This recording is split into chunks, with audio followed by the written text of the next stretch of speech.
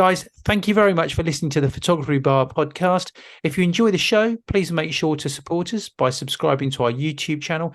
And you can follow us on Instagram, Facebook, Twitter, and TikTok, as well as our Patreon, all of which will be linked in the show notes. Please leave us a 5-star review on your favorite podcast apps, such as Spotify and Apple Podcast. And with all that said, let's head to the bar.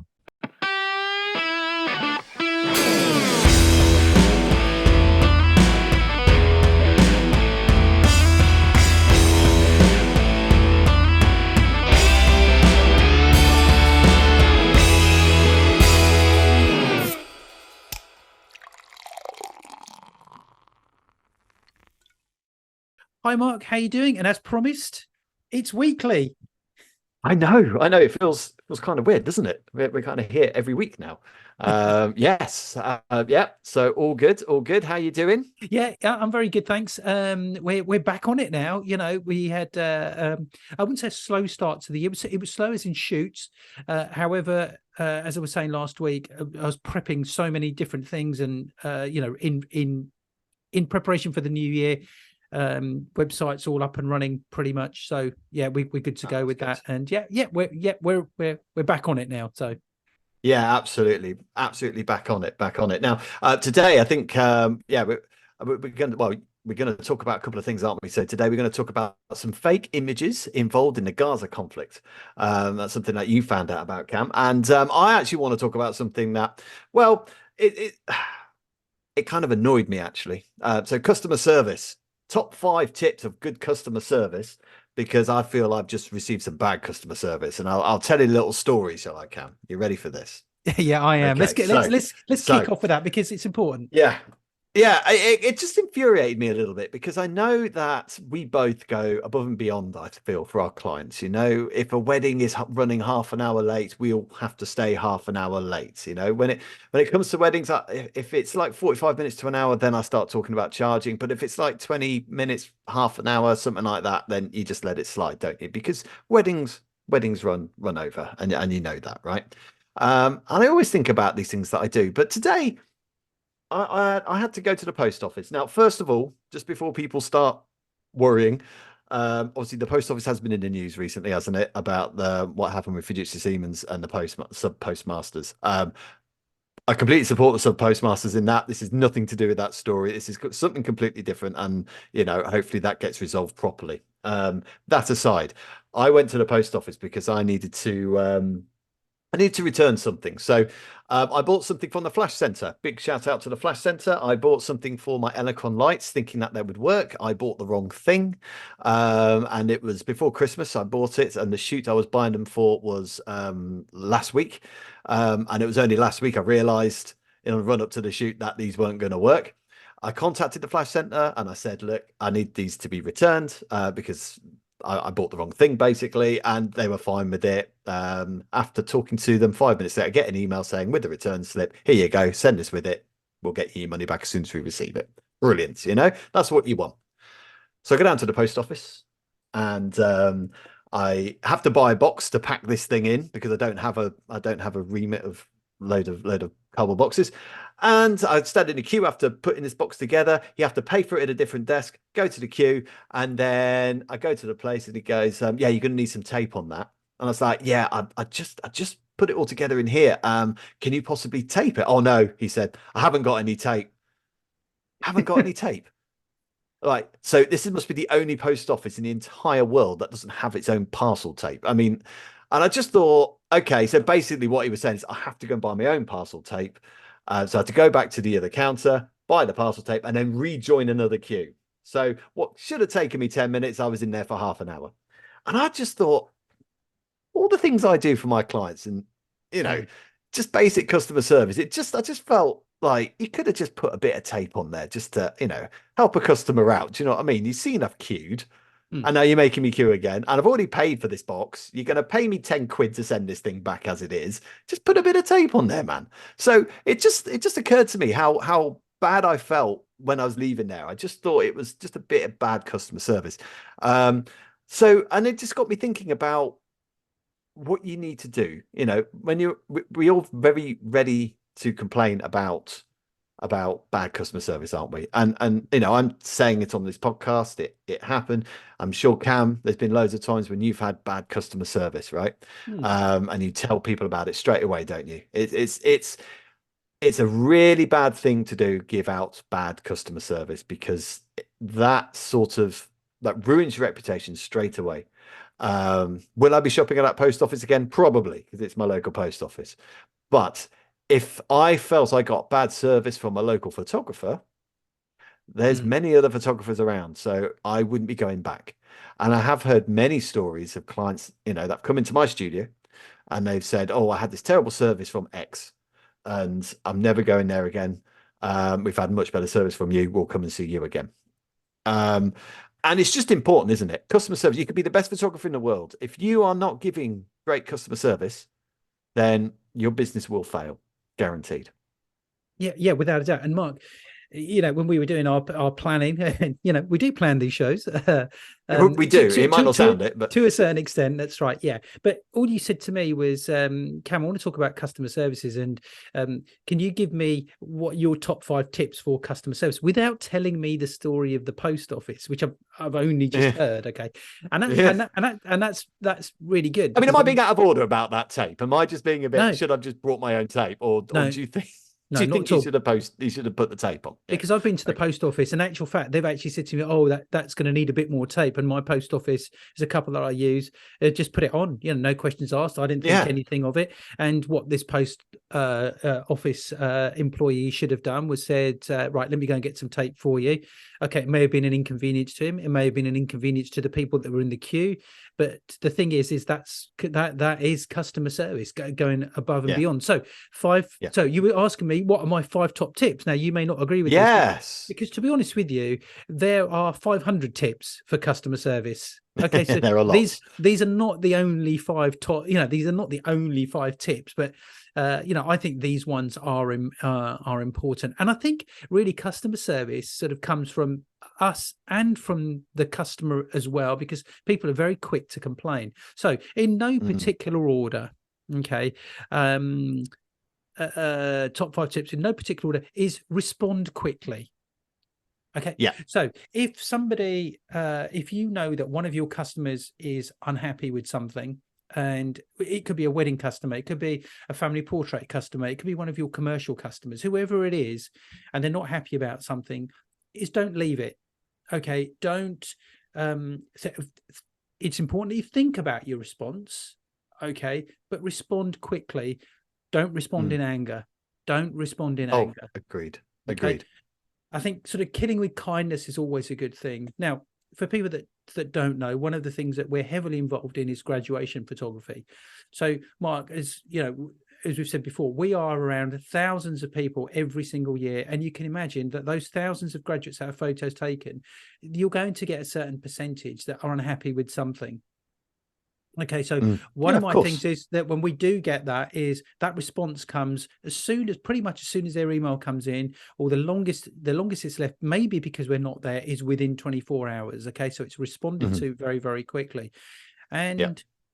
And one of the first responses I'll put in there is straight away saying is, "Hi, Joe, you know, I hope you're well." Okay, so I'm starting with something to make it a real sort of contact and say, you know, thank you for sending your email inquiry, or thank you for your phone call. I'm going to look into this for you and see if I can help you. Okay, so I've responded and I'm trying to be helpful, and then I'll put Yeah. in, look, this is what's happened, blah blah blah. And at the end of the day, I will 99% of the time I will aim to give the customer back what they're actually looking for, you know, in a Mm. roundabout sort of way sometimes. And if it's not possible, say, however, we can do this for you, you know, or Mm. however, Yeah. I can give you a couple of options. You can do this or you can do that. Mm. And once you've done that, it's first of all, they've had a response, and it's not an automated response. They've not, you know, they know that Mm. you've responded personally to them, and that response has to be quick. So that's the first thing. And there's many different ways Yeah. that you can respond. So that's tip number 1. Okay, is respond quickly. Okay, second one is admit your mistakes. Okay, if you have Yeah. done something wrong, okay, or if you've misunderstood a customer's needs, if you've if you've cost that customer time and you've cost that customer money, or you've failed to meet a deadline, you've failed to do something, is acknowledge that with your customer and say, look, I'm really sorry, but I completely overlooked this aspect. And here's what I'm going to do to sort this out for you, basically. Don't try and get defensive. Don't sort of say to people, well, hang on a minute, stop blaming me, it's not my fault or anything like that. Okay, is if you know that you've done something wrong, tell them. And actually, I do this all the time, actually, I say it sounds like it happens a lot. No, it doesn't. But humans, as humans, we make mistakes. Okay, it's human nature. Nobody can get everything right 100% of the time. Things are going to be, sometimes, you're just not on it. You've delivered something that's not quite, you've missed something. Just say, hey, look, I'm really sorry, but I completely overlooked this. And I think then people are really receptive to that, because you're just being honest. I think that's another one of those. So how about those first two? Am I on the right track, Mark? Yes, I think so. I mean, there's a lot of things here. I mean, to be honest, a lot of this just sounds like common sense. I think It it's is. Yeah. First lot. I mean, obviously we're going to do the other ones, but it's just about caring about your clients. I think that's generally what needs to be done. If I mean, obviously we both charge a premium for the services that we do, and with that comes that care and attention. And that's what you need to do. So yeah. So what's number 3? Okay, I think, and this might sound like, hopefully I explained this one quite well. It's help customers help themselves. Okay, what about that? So what I mean by that is, when somebody say phones or they send you an email, it's particularly an email, it's very easy for them to fire off an email saying, I'm not happy about this, I'm not happy about that, I want this and I want that and everything. Okay, people get very heated, keyboard warriors. And then on the phone, okay, people will phone up and they'll say, I'm not happy about something, and they'll do it. I'm not happy about this, and this and that. Okay, so first of all, you don't want to get to that point. Okay, so can you do anything to resolve their issue before they even contact you? Okay, so can you put something on a website that's facts or complaints, something, and here's what to do in the event of a complaint, and see if you can nip something in the bud sort of fairly early on. Like troubleshooting things. Is that what you mean? Yeah. Okay, so they might actually say, okay, this is what I need to do to rectify this. Oh, okay, my photos haven't been delivered and it's been 2 weeks. It says on there you have to wait up to, your photos can take up to 4 weeks. Because what it's like in this day and age, people expect everything to be delivered the following day because of Amazon and all the deliveries now that we get. So they're wondering, why my photos? It's been 2 weeks. Okay, but they may have ordered some prints. Large prints have had to be edited. They've got to be printed. They've got to be packed. All of that. I mean, there's a good trick there, though, isn't there, Cam? I mean, it's not. I mean, I understand what you're saying about having stuff on the website and that, but I mean, one of the things I do, especially with my family photography, I always quote, right, well, 6 to 8 weeks when you get your products. So you're going to buy them now, and you're going to pay me up front, and we have to wait 6 to 8 weeks. Now, I know it's not going to take 6 to 8 weeks if everything goes exactly how it should do. There might be a problem at the lab, or maybe there's a supplier issue with some of the wood for the frames and all this kind of stuff. And that's what that 6 to 8 weeks is allowing for. Maybe the lab prints something a bit too light, and I look at it and go, well, that's not good enough. I have to send that back. And that's why, and it doesn't happen that often. I use a very good lab, but sometimes it might do, like you said, people make mistakes. So I'd say that's 6 to 8 weeks. Now, 9.5 times out of 10, right? Those images are back within 4 weeks, half the time. So, and I'm calling them up 4 weeks. They said, I've actually got your products back. They're all here waiting. And of course they're delighted, because they're expecting 6 to 8 weeks, but actually 4 weeks down the line, they're back and they're ready. And because everything's handmade to order, it will take a bit of time anyway. But that is, it's almost like you're, just it's better to sort of, I've forgotten the phrase now, so it's you're not over promising, so under promise and over deliver. I think that's the phrase, isn't it? Yeah, in actual fact, And of course that helps a lot of this stuff, doesn't it? it does. In fact, actual fact, that comes on to my next tip. Actually, it does is when Ah. you it is about over promising. Don't over promise, okay, but sort of over Mm, deliver as such. Okay, you know, if you've said, you know, you'll get your images in 4 weeks, deliver them in 3.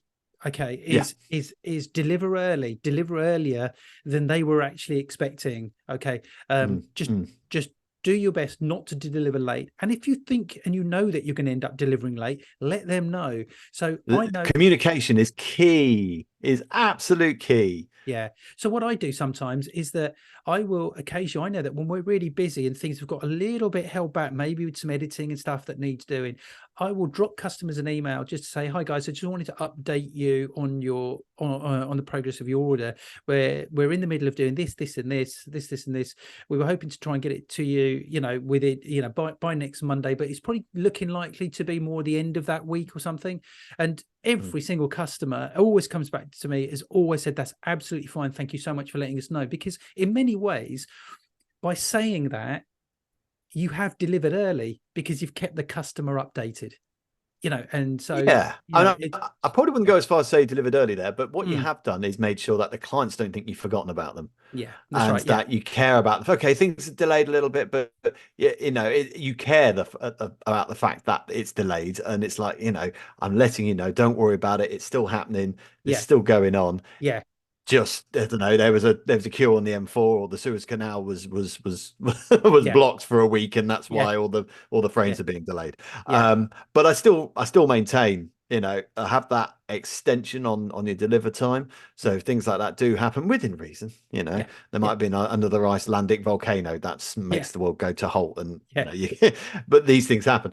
But if you allow yourself that extra time frame, Yeah. you know, I always say, yeah, 6 to 8 weeks. I'd imagine it'll be quicker, but I can't guarantee quicker. So this is the date to have in mind. Yeah. That's right. And that helps with that. Yeah. I've got one more. Okay. And that Oh, is one more. empathizing with your customers. Okay, your Yes. customers. Okay, without your customers, your business, there isn't a business. There isn't a Okay, business. so No. if your customer comes to you and says that, look, I'm unhappy about something, is listen and understand it from their point of view. Put yourself in their shoes. Okay, I wasn't happy about this. Okay, so try not to come up with a list of excuses where you just go on the defensive. Okay, you can Mm, almost immediately say, look, I really do understand what you're saying. I can see exactly what you're saying, and I'm going to try and sort this out for you. And just a simple thing like that, because immediately, because a lot of people, when they complain, they go in 100 miles an hour. If you suddenly empathize with them and listen, then they will suddenly pull back and they go, oh, right. yeah. Sometimes they're shocked. And I know that this is Yeah. from graduation, from graduations, when people aren't happy. Now, I know we were at graduation last year, and there was a customer that wasn't happy about. I won't go into what it was, but there was something on the day that she wasn't happy about. And somebody brought her over to me, and because I was sort of leading, I just had a chat with her, and I said, "Okay, can you just tell me what what the problem is, so I can help you?" I let her talk. I didn't interrupt her in any way. Just said, "Okay, that's fine. Okay, okay." So I just basically said to her, "Should we redo your photos?" And she was like taken aback, because she thought I was going to say something like, well, okay, I'm sorry, but there's not a lot we Tough can hard do. cheddar. Yeah, Yeah. okay. And on the day, she'd only paid for some photos for herself, and her family was outside. So I said, have you got family with you? And she said, I have. I said, would you like us to do a family photo for you as well? And she was like taken aback again, and she was overwhelmed. And Mm, her family, so she ended up getting a free family photo. Okay. And her family came over. I think dad came over to me and said, I can't thank you enough. How good was that? They had a really bad feeling, and we turned it into such a positive. Okay. And they went mm, away really happy, because mm. they came and spoke to us. Okay. And we spoke to them with respect. We tried to help them, and we tried to look at it from their point of view. And for the sake of taking up a photographer's time for 10 minutes, she went away happy, and we could Yeah. relax and be happy as well. So understand and empathize with your Yeah. customers. Now, I think a lot of companies would be worried about that, because they'd be worried about people sort of taking the mickey, I Mm, guess. But just to all those people who might think, oh, okay, well, next time I'm graduating next week, I'm gonna go down, I'm gonna complain when nothing was wrong. by the way, guys, we can tell when a complaint is Yeah. genuine. Yeah. we, Oh we God, we've yeah. been doing this a long time. We Mm, know the genuines from the yeah. people who are trying to pull a fast one. We Yeah. know. Yeah. Yeah. So yeah, so don't, and I think that's what it is. It's experience and knowing. Now those are great tips for customer service, and like you said, there are loads more, but I Oh think God, yeah. it really comes down to one thing, so emphasizing, listening, communicating. I Mm, think that's what it is, isn't it? It's those three things, and I think that will cover all of those points that you just said. yeah. Yeah. The one question I do have for you though, Cam, is and this is the crazy thing, because this is the one thing that every business owner worries about, and everybody worries about is what if someone is taking the piss, basically? What if Mm, someone, you think, hang on a minute, no, this isn't it. I mean, it hardly ever happens, first of mm, all. mm, So the thing that everyone worries about hardly ever happens. I think it's happened to me once, in my entire career. Um, and when someone is quite blatantly mm, sort of pulling a fast one, mm. how do you deal with that? Okay. I think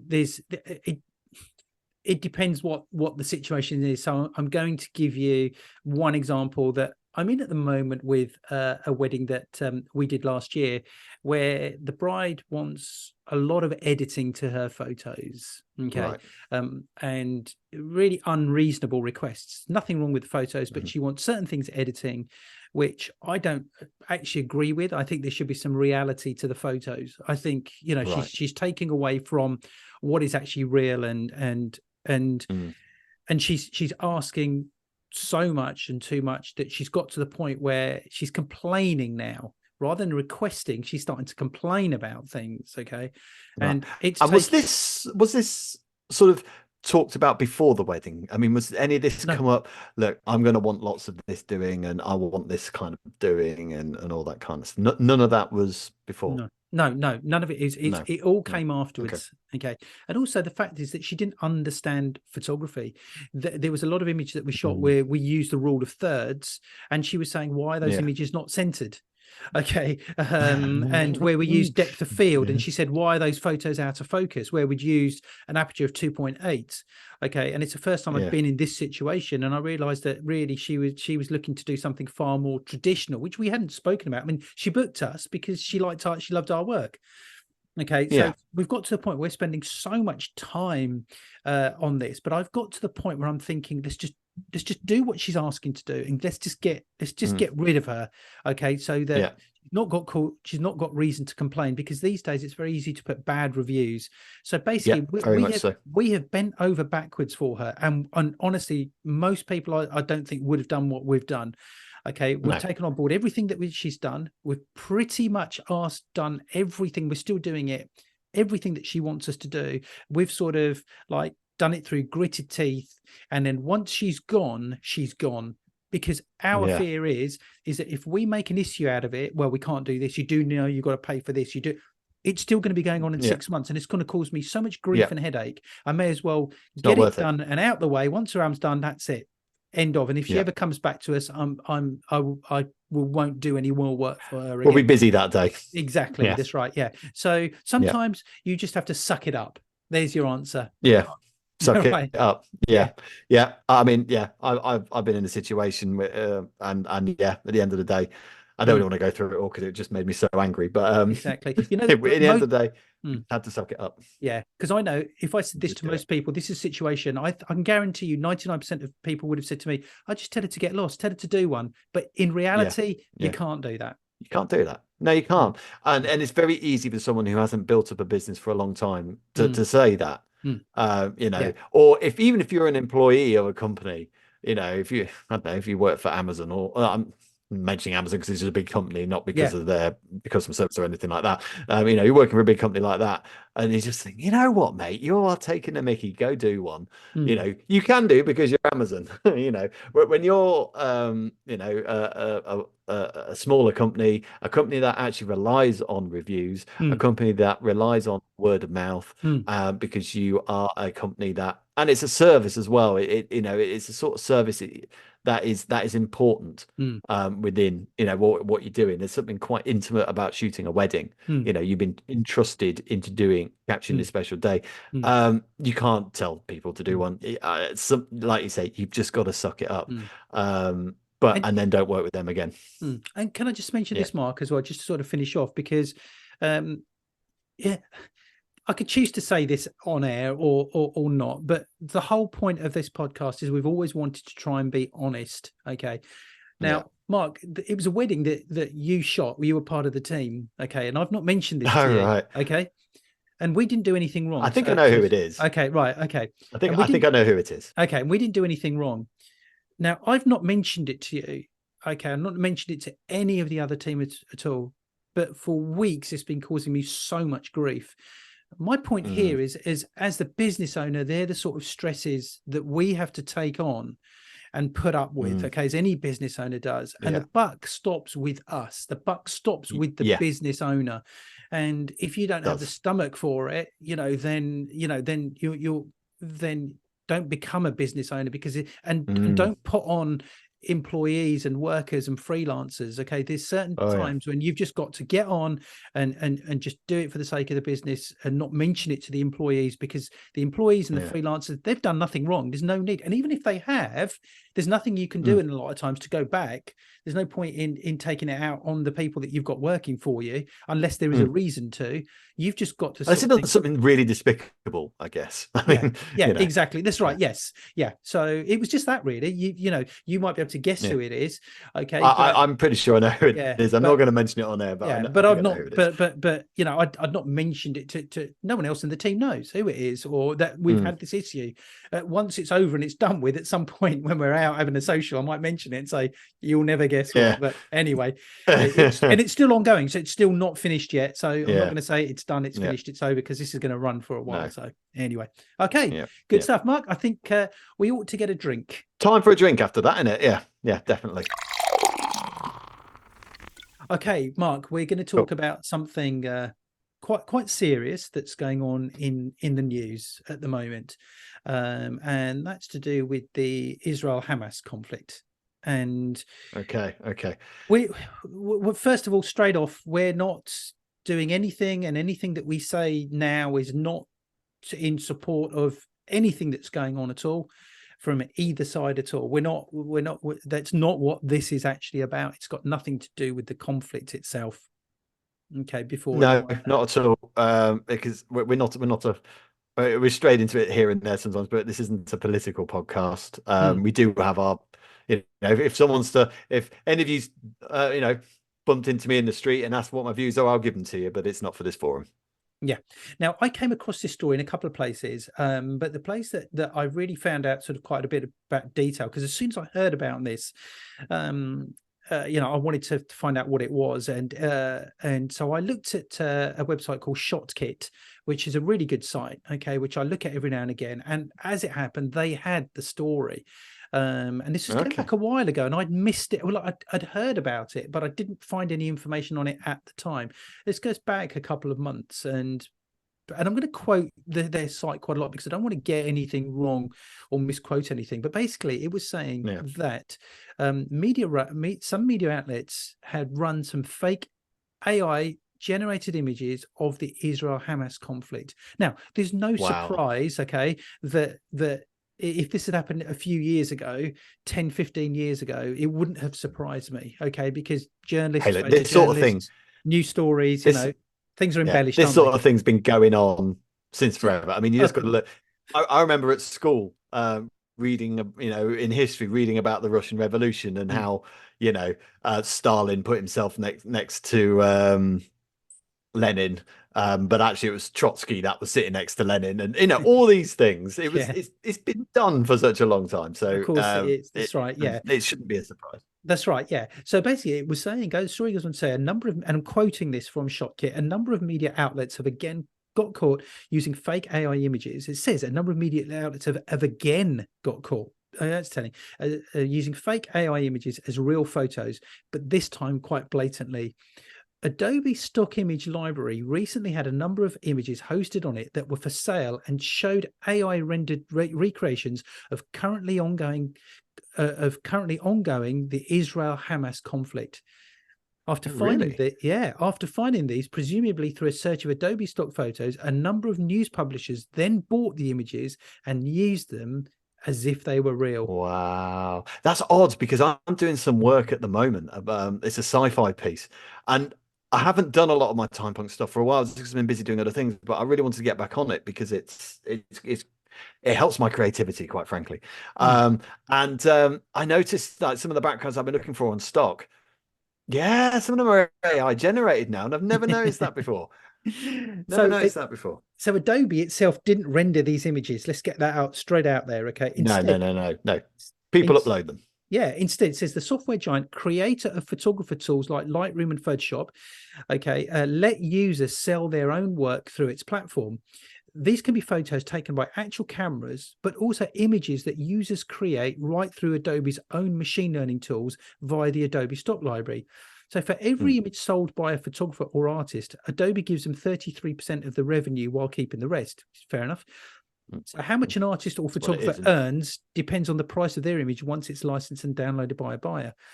So with this arrangement, numerous users have added numerous AI rendered images to the Adobe Stock Library, hoping to make some relatively easy money. And in many cases, the images they create are of controversial subjects that would otherwise be difficult or expensive to capture with a camera. And a perfect example of that is the Hamas-Israel conflict. Yeah. Okay, Or a and sci-fi neon bar, which is what I was searching for. yeah, right. Okay, um, and it says some of these examples from Adobe is an image called Conflict Between Israel and Palestine Generative AI, which shows billowing dark clouds of smoke coming from ruined buildings. And it was bought and shared by an assortment of internet news outlets as if real, despite being fake and clearly labeled as such by Adobe. So Adobe haven't done anything wrong here because they No. clearly labeled it. You Yeah, know, no, absolutely. It is. I noticed it said AI on it, mm, and if it says AI on it, that's been created. It's not been taken. It's not real footage. It's been created by someone rather than being taken by someone. I guess if that's the yeah, good way of sort of yeah. So it says here, describing it. yeah, to a casual reader browsing a news article without thinking about image details, that that's one of the things because people read and they look and they'll never think, oh, this is fake.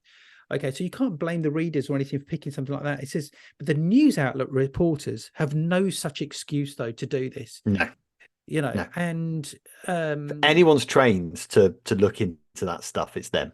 yeah, and this just goes to show, as we're going on to different subjects here, right? I'm not going to really, but this just goes to show how how human beings have become in many ways, right? We live in such a sort of cutthroat dog eat dog world. I'm going to be better than you type of thing at all costs. Because look at me, I'm on the edge, and I'm a journalist or whatever it is, and I don't care because I'm gonna make money. I'm gonna create content, and I'm gonna whatever.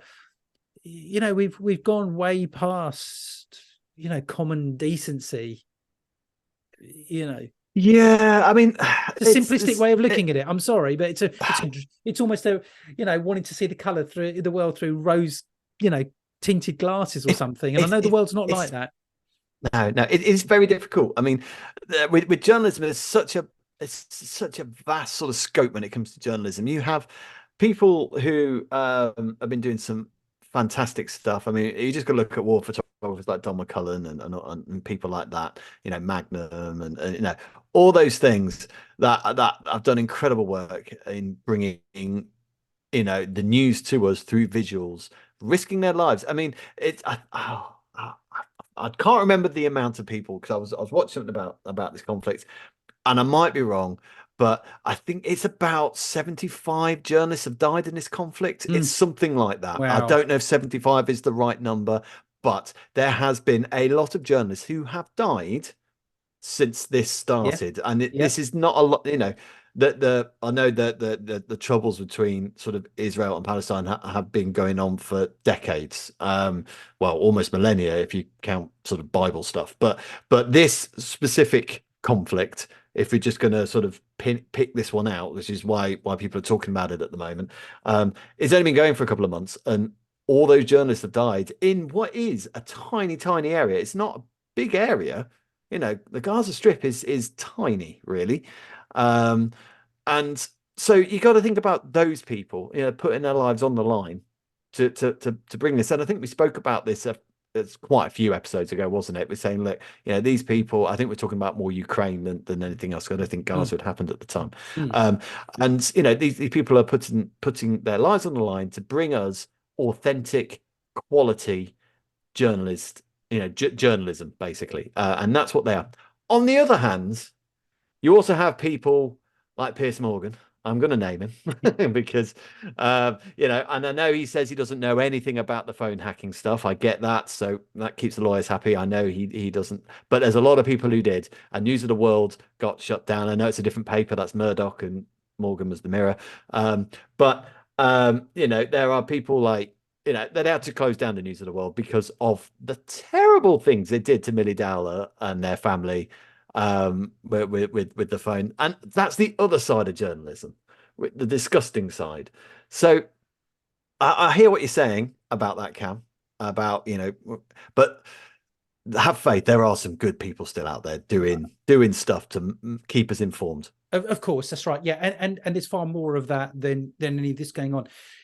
I think what's worrying though is, again, let's forget about the photography aspect of everything, but the effect that it has on people, because something like this encourages people to take sides, okay, and it's very easy for them to start spouting off because they can get taken in by a video and or an image very, very easily, and then Yeah. that can cause all sorts of, you know, untold damage. How it affects individuals and families that are you know, it's misinformation that goes out, you know, and we have to understand that not everything that we see is real, you know, Mm. and it's and we're going to see more of that with AI, unless news stories, unless journalists and TV stations, when they show a video, it clearly actually says at the bottom there'll be a little logo or something that will become world known that just sort of says AI or something, and everyone's going to know, oh, that's been AI generated. Well, I kind of hope news outlets won't use AI imagery, actually, Mm, unless they're doing a graph,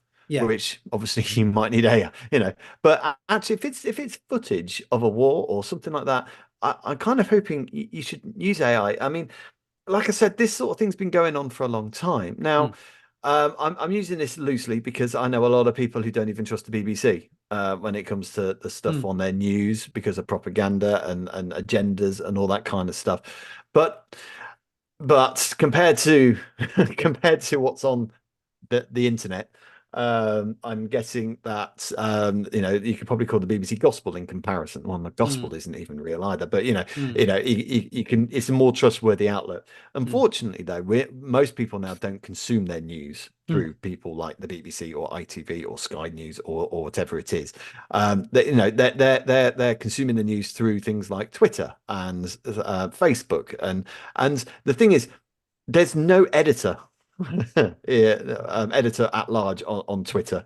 mm, It's X, sorry, it's called X now, isn't it? mm, Stupid name for a platform. Yeah, so you know, you've got Twitter, but there's no one on Twitter going, hang on a minute, that's not right, that's not right. Everything's just on there, and you have to make it's a minefield. So it's not as if these images weren't around mm, before, mm, because they were, like I said, they were used in the Russian Revolution. They're probably used during the Second World War. They were, you know, of course, propaganda is a thing, and everyone uses it. We've mm, used it. mm, Nazis used it. Russians used it. Australians, everyone's used it. mm, But the thing is, we'd have that filter when we watched our news, i.e., the BBC, ITV, mm, Sky News, whatever. Okay, and the filters of the editors making sure these sources are correct. Have you ever? I was watching it was a drama series called The Newsroom. It's a bit cheesy. It's by Aaron Sorkin, who did The West Wing, and it's cheesy. It didn't last particularly long because I right. think it was not that great. But there was interesting parts of it. It's the inner workings of a newsroom, and they have to, you know, the fact they have to like triple check their sources and things like that before it goes on air. And although that's a drama, I'm sure something similar happens at the BBC newsrooms. Well, you don't get that with Twitter. You don't get that with Facebook. It's just up there and people just believe it. So for me, it's not about the imagery, it's about how we consume it. And when you're looking at these things, you've just you've got to be so careful, because now the filter is your own brain. The filter is your common sense. And that's what you got to rely on. And it is difficult. It's very difficult because, like I said, these newsrooms have teams of people making sure that their sources are correct. Well, if you're, sitting down, scrolling through Twitter, you know, you don't have that team going, actually, this is wrong. Now, I know they are putting disclaimers now. I've noticed on Twitter, aren't they? They're putting disclaimers down saying, actually, this might not be accurate, but that's not on everything. And that's what you have to be careful of. May I ask though, Cam? I'm not sure if it says in the in the article, what the pictures depicting, essentially. What was the propaganda angle with these images? It doesn't actually say, because I didn't see the articles, because when I actually press on the links that I actually saw where the story came from, it doesn't actually that none of the links in the story actually exist now. So I think there's certain things that have actually been taken down.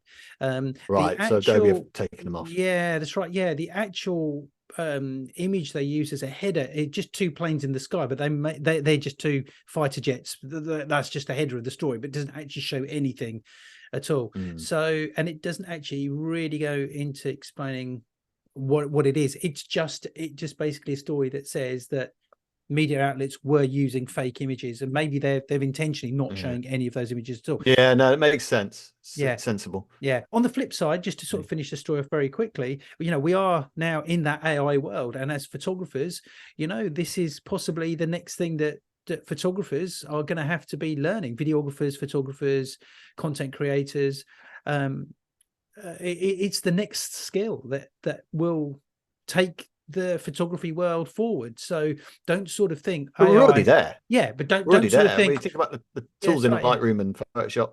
That's right. Yeah. So don't think, oh, look, I'm totally against AI, because if you are and you're a photographer in business, you're going to get left behind if you don't embrace it, really. So catch 22, really, isn't it, in many ways?